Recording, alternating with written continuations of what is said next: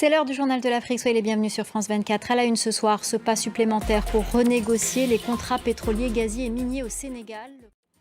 Le Sénégal veut renégocier ses contrats pétroliers et gaziers. Le Premier ministre Ousmane Sonko a nommé une commission pour travailler sur le dossier.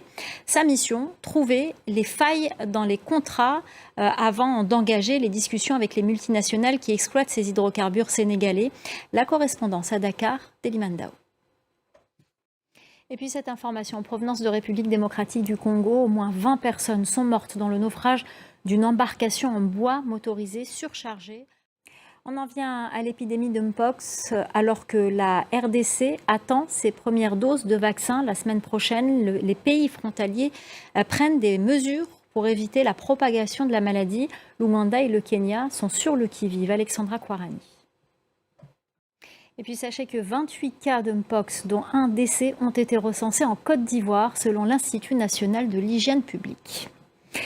Au Kenya, le présumé tueur en série, Colin Jumaisi Kulusha, arrêté en juillet dernier, s'est évadé. Il avait avoué les meurtres de 42 femmes dont les corps démembrés avaient été découverts dans une décharge de Nairobi. Le point avec notre correspondant Bastien Renouille. En Côte d'Ivoire, 2 cadres de l'ancien Premier ministre Guillaume Soro, ex-porte-parole de la rébellion, en exil depuis 2019, sont accusés respectivement de diffusion de fausses informations et de maintien illégal d'un parti politique, des accusations qui ont suscité des réactions au sein de l'opposition et sur les réseaux sociaux. Ces arrestations interviennent à environ 14 mois de l'élection présidentielle prévue fin 2025. La correspondance de Makamara et Damien Kofi. On vous parle ce soir des conséquences de l'urbanisation sur l'environnement et on reste en Côte d'Ivoire où les zones humides comme les mangroves ont été mises en péril par les constructions anarchiques. Aujourd'hui, ces espaces essentiels pour l'environnement continuent d'être menacés. Reportage de Julia Guggenheim et Damien Kofi. Vous le savez, les albinos sont plus exposés au cancer de la peau en raison de la vulnérabilité de leur épiderme face aux rayons ultraviolets du soleil.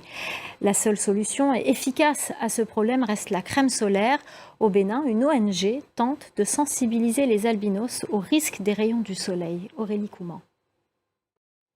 Voilà, c'est la fin du Journal de l'Afrique. Merci aux équipes en régie, merci à Aurélie Couman, merci à notre chef d'édition Célia Caracena, merci à nos correspondants et merci à vous pour votre fidélité. Restez avec nous, l'info continue sur France 24.